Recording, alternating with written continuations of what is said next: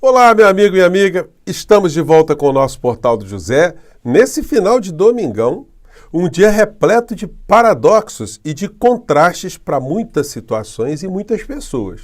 Para começar, uma pessoa como você, eu tenho certeza absoluta que teve um domingo absolutamente normal, como outros domingos que você teve na sua vida. Como um primeiro contraste, nós temos um conjunto de pessoas que se ocupam em analisar a realidade política, social, econômica aqui no Brasil e que fazem uma série de publicações nas redes sociais, participam de debates, participam de programas de televisão e tudo isso está trazendo uma série de reflexões que eu quero compartilhar aqui com vocês e mostrar algumas cenas também.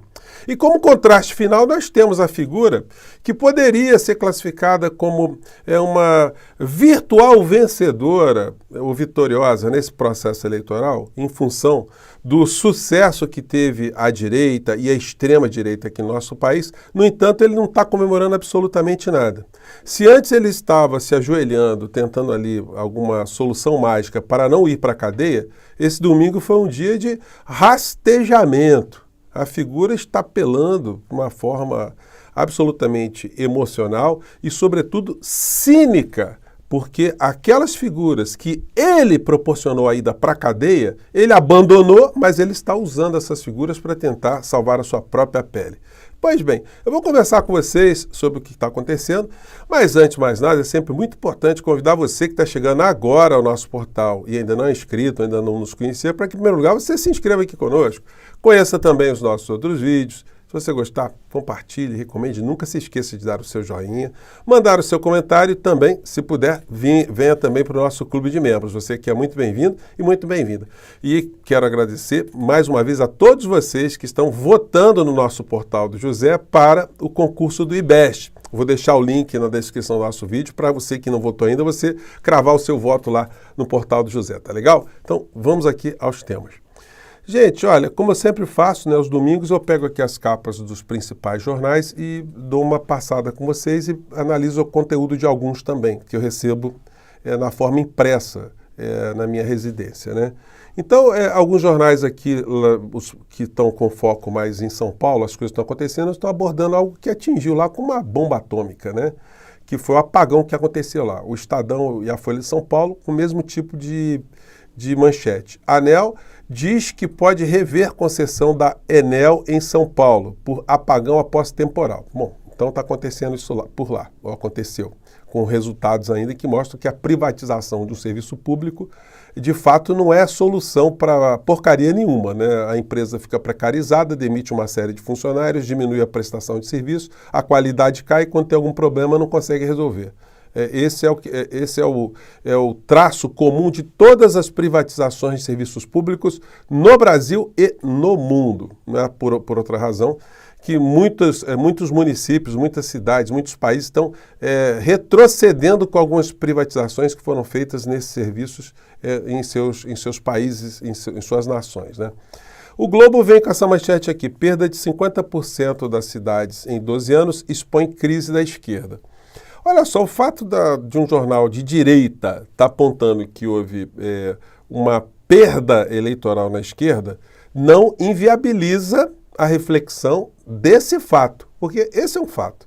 Por mais que se queira adorar a pílula, não dá para a gente dizer que nós estamos vendo um avanço do pensamento de esquerda, de práticas políticas de esquerda, de mandatos de esquerda, de personagens da esquerda. Isso cria algumas reflexões que são muito importantes e até preocupantes de um certo modo, porque muitas das pessoas hoje que estão gravitando no campo da esquerda se prendem exclusivamente à figura do presidente da República, o presidente Lula. As pessoas não têm outras referências em termos de conteúdo, de discurso, em liderança política. E isso precisa ser visto com muita atenção e muito carinho, né? Bom, então as capas de jornais passaram por aí. E aí o seguinte, né? Nesse domingão, eis que surgem situações aqui curiosas. Vindo de fora do Brasil para dentro, publicação aqui no site, no canal do Greenwald. X retorna ao Brasil. Derrota de Elon Musk e da liberdade de expressão. Gente, é um vídeo patético, ele lamenta muito Elon Musk ter recuado, ter colocado o rabinho entre as pernas, enfim. Um vídeo cheio de distorções mostrando que esse Glenn Greenwald, de fato, virou um personagem exótico nessa fauna da extrema-direita nacional e internacional. E aí, nesse domingo, a notícia rastejadora, vamos dizer assim.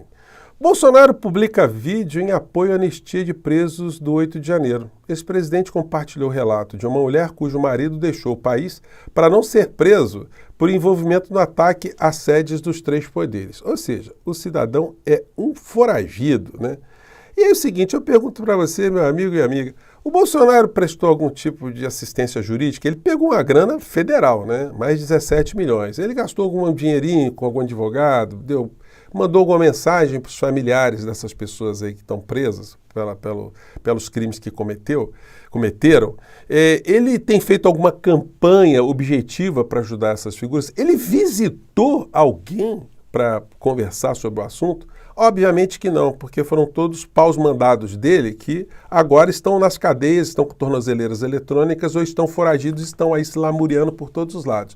Mas como todo grande vigarista e cínico, ele está fingindo que não teve nada com isso e visando não um benefício para essas pessoas, mas visando um futuro benefício a si próprio, ele está fazendo uma campanha por uma anistia via Congresso Nacional e via Supremo Tribunal Federal. Não vai acontecer. Então isso mostra que, embora muitas pessoas da extrema-direita estejam comemorando alguns resultados, ele está sem dormir. Ele está dormindo muito preocupado, porque ele sabe que agora, no final desse processo eleitoral, o senhor Paulo Gonet pode despertar desse sono eleitoral, esse sono profundo, e começar a colocar uma série de filas para andarem finalmente. Se depender das nossas cobranças, isso vai acontecer. E é muito importante que todos os canais que estão se ocupando, todos os veículos de comunicação, todos os jornalistas sérios do nosso país, que cobrem o senhor Paulo Gonet para que cumpra a sua missão constitucional, a sua missão republicana para a qual ele foi indicado pelo presidente Lula e com a chancela ali do ministro Alexandre de Moraes. Ou ele vai trair todo mundo? Aí não dá para a gente ficar com esse pânico antecipado, mas a gente tem que salientar essas coisas. A Inelegível publicou. Há poucos dias estive com 6 crianças em Ji-Paraná, em Rondônia. Assim como me encontrei com tantas outras, nas mesmas condições em minhas viagens pelo Brasil afora. São órfãos de pais vivos. É mesmo, hein? Quem foi que matou esses pais vivos, hein? Se é que a gente pode usar essa expressão, hein, senhor Jair? Quem não se emociona ou chora com tanta maldade praticada, por quem deveria fazer justiça não passa de um covarde, omisso, direcionado coincidentemente ou líder de P nenhuma. Vamos todos, junto ao Congresso, nos empenharmos pela anistia dos presos políticos do 8 de janeiro. Por favor, repasse, Jair Bolsonaro. Bom, aí a canalice rastejante coloca aqui um vídeo. Obviamente é uma atriz falando em tom muito emocional, uma coisa como essa aqui. Vamos lá pegar um trechinho aqui. Eu estou reaprendendo a viver e a conviver com meus filhos pequenos sem a presença e a ajuda do meu marido. Ele está fora do Brasil, porque o governo brasileiro o considera um criminoso perigoso. Olha, não é o governo brasileiro que considera ele um criminoso perigoso, não, tá? É a justiça, são coisas diferentes, tá, senhora? Mas é a atriz que está falando, né? Merecedor de 14 anos de prisão. Pena dada, em última instância, pelo STF. Qual o único crime que cometeu na vida? Qual foi o crime que o marido da senhora cometeu no dia 8 de janeiro, lá dentro do Congresso Nacional, quebrando as coisinhas? Qual foi o crime? Curiosidade. Ezequiel saiu aqui de Rondônia e foi a Brasília devolver um carro da Localiza. Naquele 8 de janeiro de 2023, meu marido foi até a praça. O cara foi devolver um carro alugado, hein? De Rondônia para Brasília. Não tinha outro posto mais perto, não? Dos três poderes para dar uma olhada no que estava acontecendo. Foi curioso. Tem vezes que me dá até raiva, porque foi muita inocência dele ou foi muita ingenuidade. Subiu a rampa do Palácio do Planalto e eu aqui fico pensando, o que ele foi fazer por lá? Talvez passear, fazer turismo? É verdade, né? Tem coisa mais turística, você vê assim, um batalhão de choque, bomba de gás lacrimogêneo. Aí você pensa, sabe o negócio? Eu vou fazer um turismo lá, vou fazer umas fotos, né? Logo em seguida, os policiais iniciaram o ataque à população com bombas jogadas de helicóptero. Ele entrou no Palácio do Planalto para se proteger e desde então nunca mais foi livre.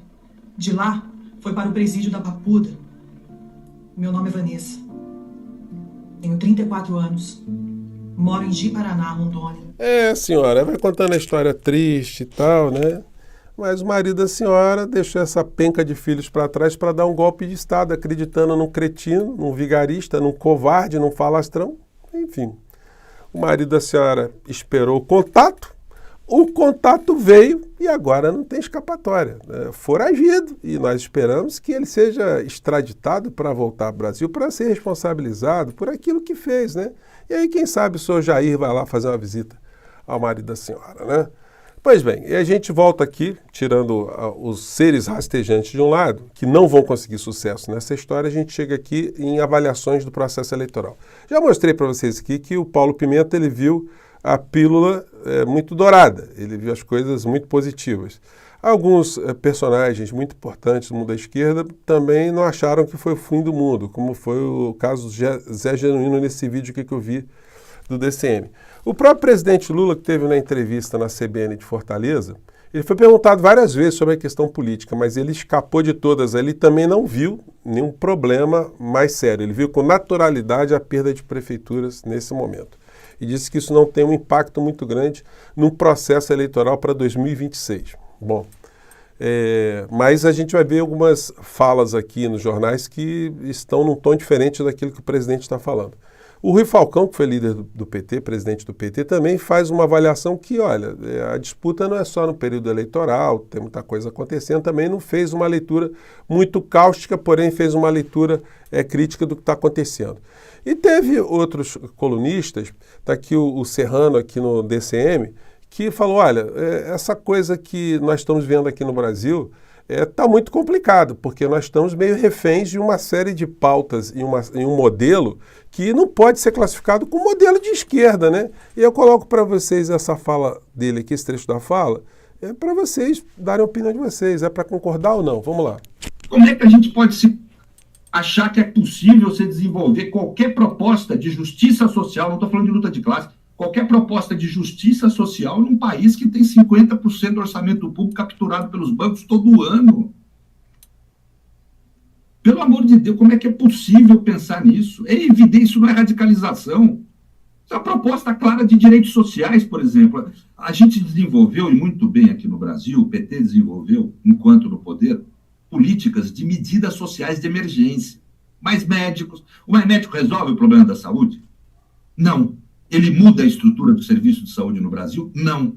É emergencial, né? Entendi. É emergencial. Então, a crítica aqui ela foi na seguinte direção, que as pautas progressistas, o discurso de esquerda, ele tem que voltar ao debate. Precisa se perder qualquer tipo de receio de vir falar dessas expressões novamente, porque são as expressões que provocam reflexão, provocam o entendimento das coisas que estão acontecendo. E aí os jornais todos hoje estão fazendo leituras muito críticas, né? Que muitas pessoas estão preocupadas, gente, mas faz parte. São coisas que a gente tem que pegar, analisar, ver se é verdade, se não é, se tem consistência, se não tem, e partir para ação. Ação junto às pessoas que têm responsabilidade, né? A matéria diz aqui, a capa, perda de 50% das cidades em 12 anos expõe crise na esquerda. Eu não chamaria de crise, né? A crise seria o fim do poço. Vamos lembrar que nós temos um presidente da República que representa esse campo que está no poder. Então, não dá para dizer que é crise. Mas existem situações que ganham manchetes como essa aqui. Desconexão com o eleitor. O número de prefeituras da esquerda despenca em 12 anos. Dilemas do discurso desafiam os partidos. Então, a matéria aqui fala do discurso como centro da questão. Aqui no Estadão tem essa informação aqui. Lula vai ampliar publicidade após as eleições para driblar pessimismo com a economia. Presidente, não precisava ter publicidade se o senhor viesse para as redes sociais de manhã cedo, fazendo lives, fazendo encontros. Não precisa gastar dinheiro com isso. A questão é ter uma ação política proativa e não reativa, ficar correndo atrás das coisas que ficam cobrando o presidente, né? Aqui na coluna do Lauro Jardim, ele faz aqui um adendo, né? Uma coisa que pode estar acontecendo, né? Segundo ele aqui, um Lula irritado lavou roupa suja com líderes na primeira reunião após as eleições de domingo passado. A portas fechadas criticou a falta de renovação dentro do PT. Aos petistas falou que o partido precisa de mudança na linguagem e nos quadros para atingir o eleitorado antissistema e não deixou pedra sobre pedra ao descer a borduna na comunicação do governo. Ah, presidente, o senhor está achando que a comunicação está ruim, hein? A propósito, o titular da SECOM, Paulo Pimenta, não estava na reunião.